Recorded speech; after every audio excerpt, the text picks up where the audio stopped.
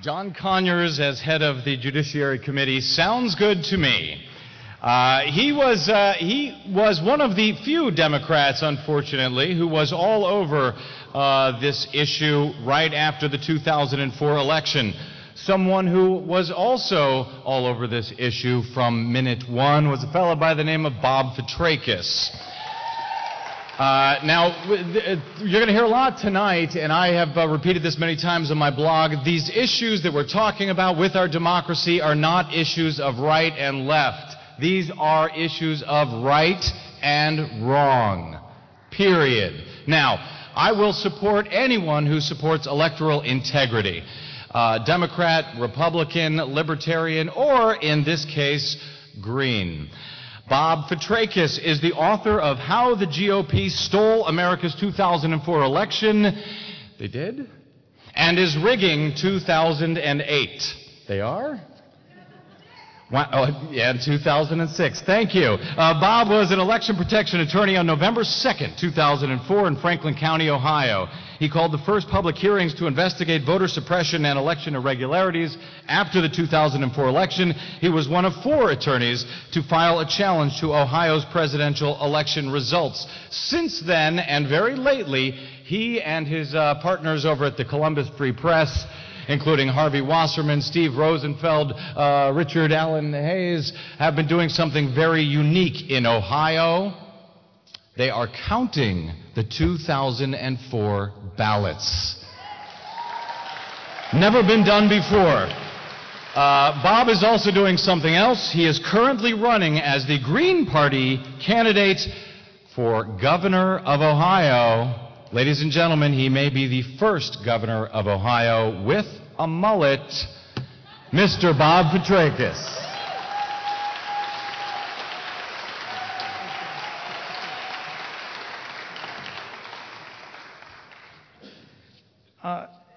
Great pleasure to be here. I was at Camp Democracy this morning in Washington and flew in part because I believe the race in Ohio for governor is the second most important race in the nation. And again, if it gets real close, the key thing is to make sure Ken Blackwell does not win and Blackwell ends up in a jail cell. Is that...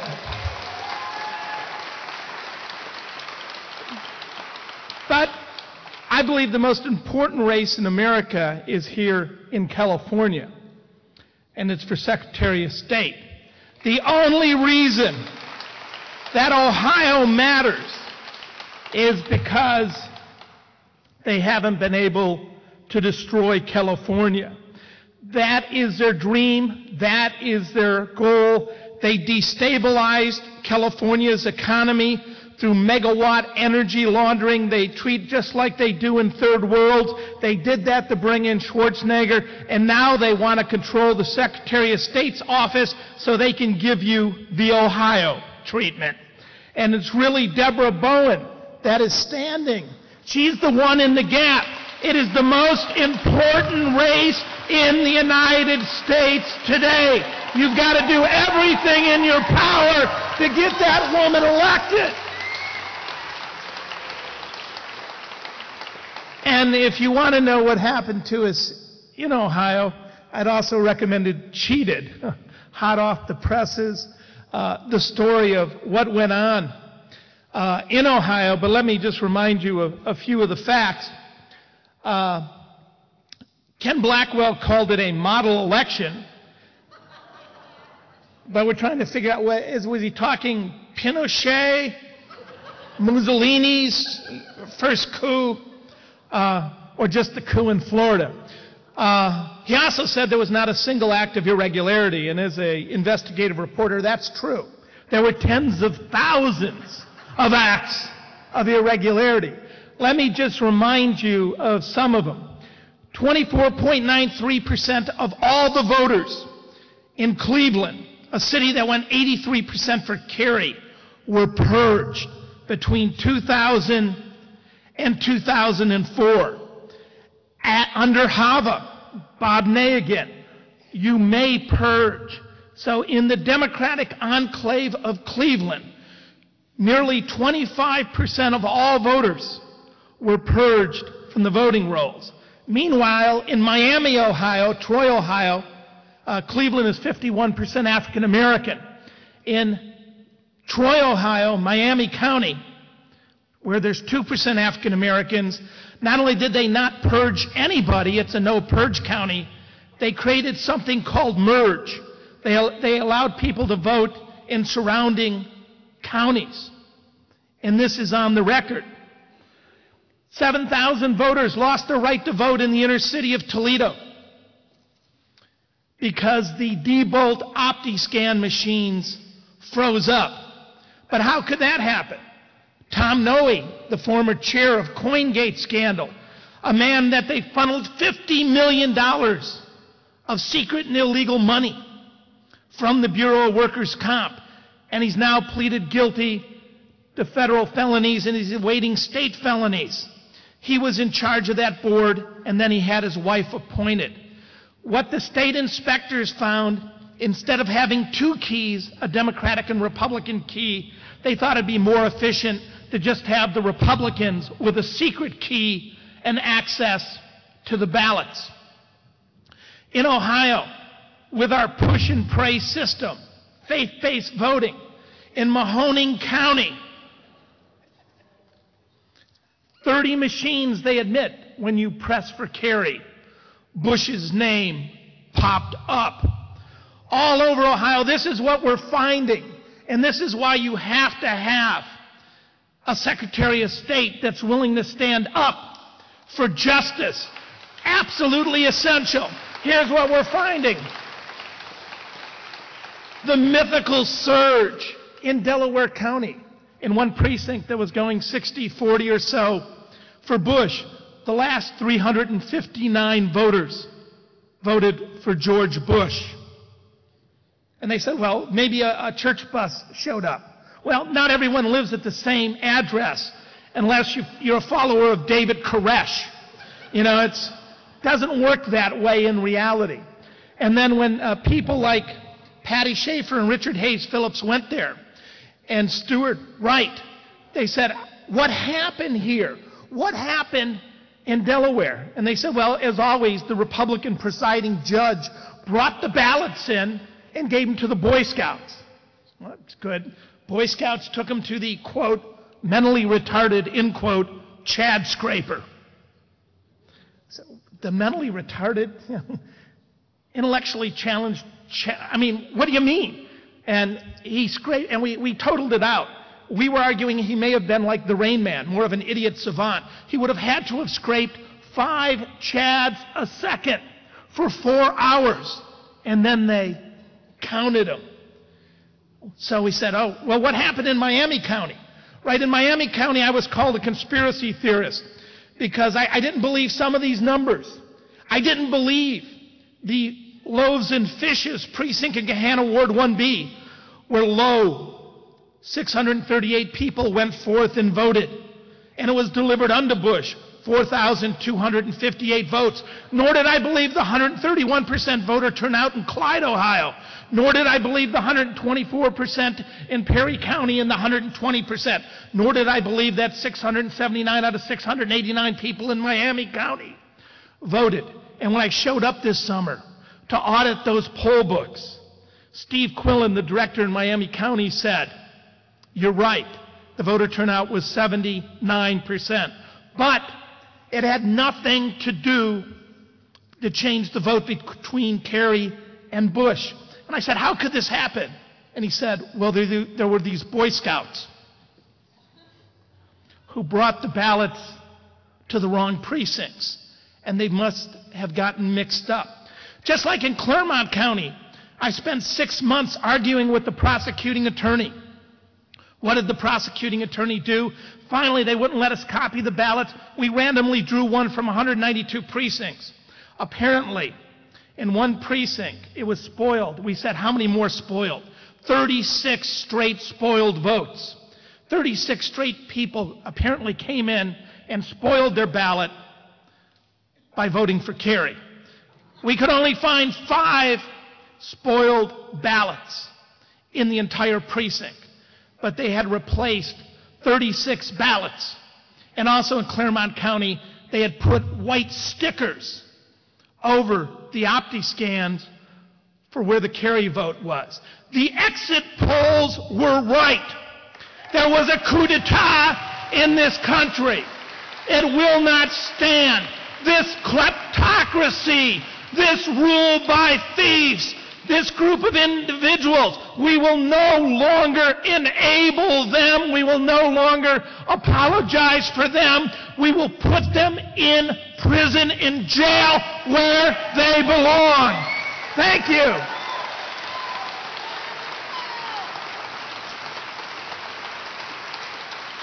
And to keep this from happening in California, State Senator Debra Bowen recognized her reputation goes across this nation as one of the preeminent political advocates for open elections and open governments. The fact that I'd have the privilege to introduce her and that I know this race is close, because you got to factor in the 5 to 10% that they're probably out there stealing as we speak. She's introduced many bills. Senate Bill 370, which requires election officials, when doing the 1% manual recount, to use the AVV pack produced by electronic machines. She's prohibited voting equipment manufacturers or vendors or their agents from making campaign contributions to candidates. They were openly bribing campaign officials in Ohio. Patsy Galena walked in and said, "How do you want the check made out?" and wrote out that $10,000 check in Franklin County to Matt Damschroeder.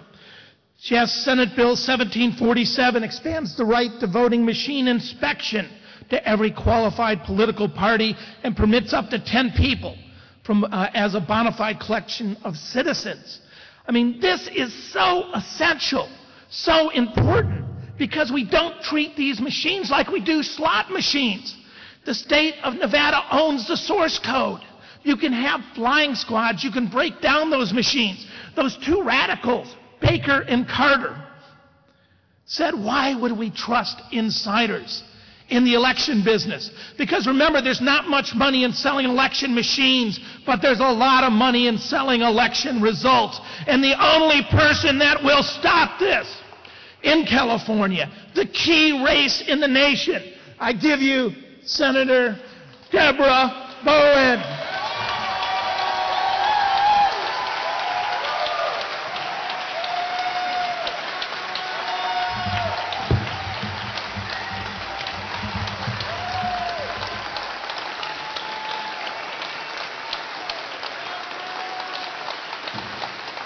Good evening, my fellow Americans.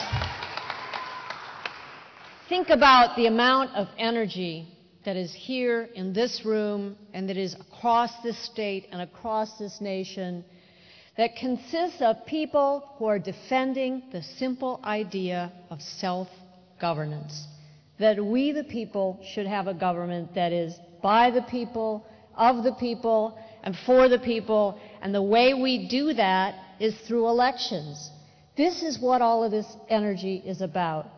And I would like to invite you all, everyone here who is an eligible U.S. citizen, to participate in an event with me on November 7th.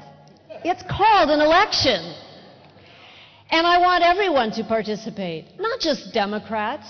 Decline to state voters. We have a lot of those in California. Green voters, peace and freedom voters, libertarian voters, Republican voters, anybody who believes in the concept that we have the right to govern ourselves and that the way we do that is to make choices on Election Day, which we then determine by counting the ballots in a way that is public and that any person can observe and verify with their own eyes, so that we know that whoever is sworn in, whether it's for a water district, for the governor, for president, or for Secretary of State, is actually the person who won the election. So simple. So simple but so important. And it is what my campaign for Secretary of State is about. It's amazing that in California in 2006, we have to spend this kind of time countering concerns about whether elections are going to be conducted in a manner that is fair, open, and honest. It seems so obvious. It was a critical part of the setup of this country. And I will say the Founding Fathers did not get everything right. You had to be white, male, and in most places you had to own 50 acres before you could vote. So we didn't get it all right at the beginning of this country. Now we are still fighting the same battles. Access to the polls. Whose name is going to be on the voting rolls when the polls open? In California, last November, our current Secretary of State made an agreement with the Department of Justice to require an exact match between the voter registration file and either the driver's license or Social Security number file. And people were not placed on the voter file for doing a simple thing like transposing two numbers on their driver's license on the form. They weren't placed on the voter file if they are registered to vote under their married name, but their driver's license is in their maiden name. They weren't placed on the voter file if the spacing in their last name was different on the Social Security files than in our voter files. And the result of that was in Los Angeles County alone, we had 43% of the people who registered or re-registered between January 1st and March 18th who did not go on the state voter files. And we had to fight to get those people's rights to vote. We are talking about eligible citizens, to allow them to vote in Los Angeles County. We have had to fight. So we are not just fighting to have votes counted. We are fighting for people's very right to cast a ballot. And we saw that again in Maryland, when in its primary in the county of Montgomery, the Diebold machines simply wouldn't operate. A paper trail is of absolutely no use if the electronic voting machine won't operate. And we had poll workers there who were physically going to the copy shop to make photocopies of provisional ballots so that citizens could cast a vote. That's not just something that happens in other states. That happened here in California, in Kern County, in June. The Diebold voting machines would not work in many of the precincts. The voter cards wouldn't work. People were told not to come to the polls or to come back later. And what is worse is the registrar of voters, in her official training of poll workers there, actually instructed poll workers not to open the paper backup ballots. They were there, but poll workers were told not to open them. Too confusing, and the electronic machines were going to work perfectly, of course, so there was no reason to have any backup system.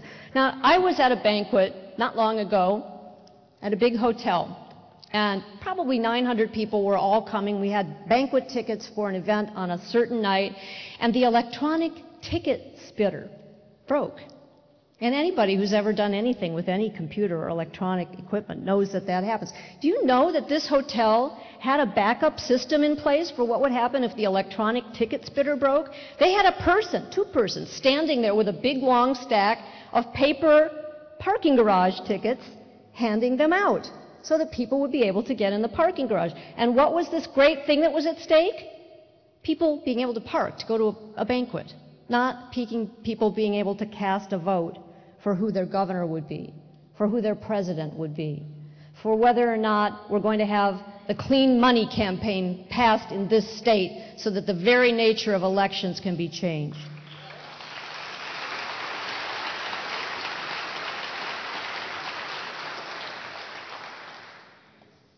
When I become Secretary of State,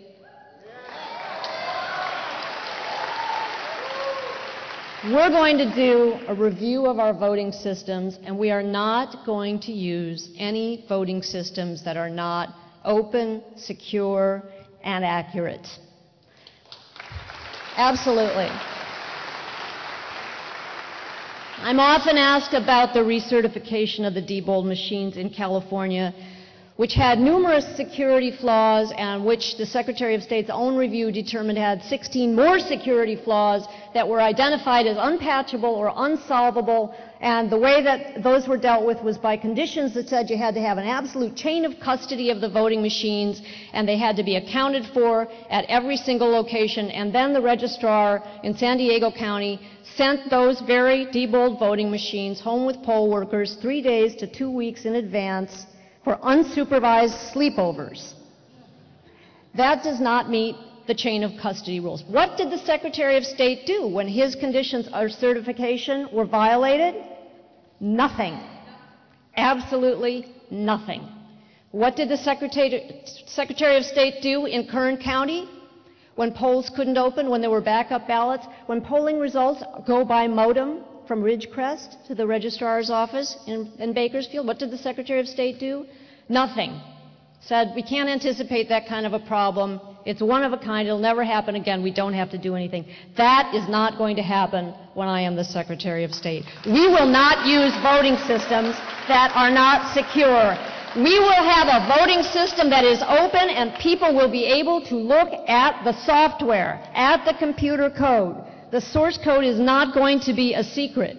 It is going to be a matter of public record. Let me take you back just briefly. People ask me, well, how did you get involved in this whole thing with the electronic voting? Well, the original start of it probably goes back to 1986 or 87 when I joined the Neighborhood Watch in my community. And I don't know the date because it's not the kind of thing you go write down in your calendar. Join Neighborhood Watch today. But that's what led me ultimately to work with all kinds of community work groups, work with Hilda Bay, and to run for office in 1992 because I was too naive to know that you couldn't just run for office, having never served in any kind of elected office before, and win. So I ran. Here I am. I won. And when I walked into my office in Sacramento on the very first day, I discovered that we had in our offices all of our voting records, committee analysis, bill text, everything electronically, but you couldn't get it if you weren't in the building, in the Capitol building. You had to pay for access to that if you were just a citizen. Just a citizen. Just a citizen. In my view, citizens had a right to that information, and I introduced a bill that very first year to open up the legislature's computer records. And after a big fight with private vendors who wanted to control the system and wanted to charge people for access, I got that bill passed, and we were able to open up the legislature so that you all now can go see what election bills I've carried this year and whether or not the governor has signed them yet.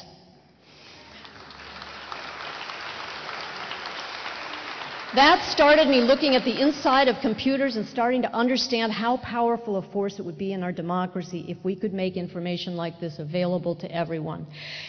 A few years ago, someone directed me to a website that pulled apart the inside of the voting machines. And I sat and I read and I read and I went from one web page to another, and I was horrified and terrified.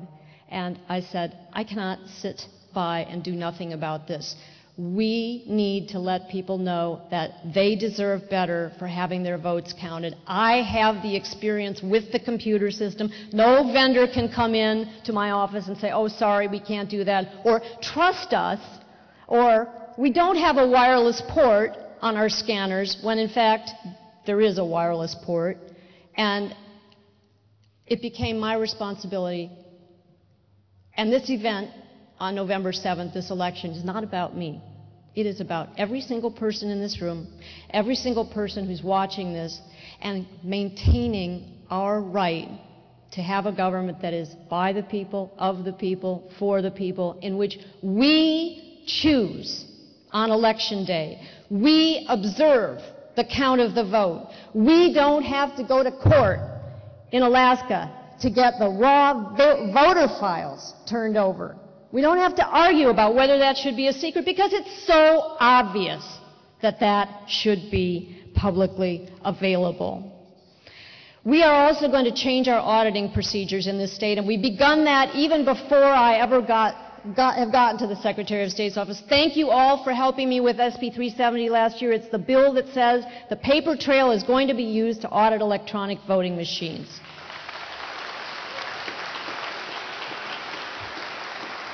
Our current Secretary of State opposed that bill. He also opposed the bill I carried this year that requires that absentee ballots be included in the 1% manual recount. In some counties, 60% of the ballots are absentee. If you don't put those into the recount, you don't have a decent check on the integrity of elections.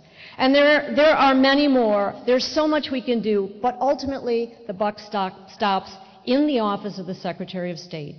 That person, if she wishes, can ensure that every eligible voter is registered to vote, can make sure that every registered voter has an opportunity to vote, and I don't mean standing in line for 9 hours in the rain, and that every voter's vote is counted as it was cast, and that the people can watch all of that happen. That's what we're going to do. And then we're going to take all of the energy in this room and we're going to turn it loose on health care for all, on global warming, on schools, on civil rights, on justice, because we will no longer have to spend all of our time worrying about whether election results are honest. That's what I'm going to do. I am so looking forward to the next 52 days, but I need you. Please go to DebraBowen.com and sign up. Please harass everyone you know, not in a bad way, but in a nice way. Email them, call them. People need to hear from you. We know somebody who's completely ethical. We know somebody who believes in democracy. We know somebody who stands for the very principles that are behind all political action in this country. Let's get this election done, not for me, but for democracy. What we do in California does not stay in California. We will set the example for the rest of this country by what we do right here in the Golden State. We will have election procedures that actually Jimmy Carter would agree we could audit, because they do meet the international criteria for fair, open, and honest elections. Thank you for caring about your democracy. Thank you for understanding that this is key to environmental issues, to education issues, to civil rights issues, to health care issues. If we don't get this done, we have lost our democracy and we have lost our ability to change everything we want and we believe in. We the people have the power. Anybody who's not registered to vote, who's eligible, go out, get them registered, help them understand how much power they have. The power is yours. Let's use it. Thank you.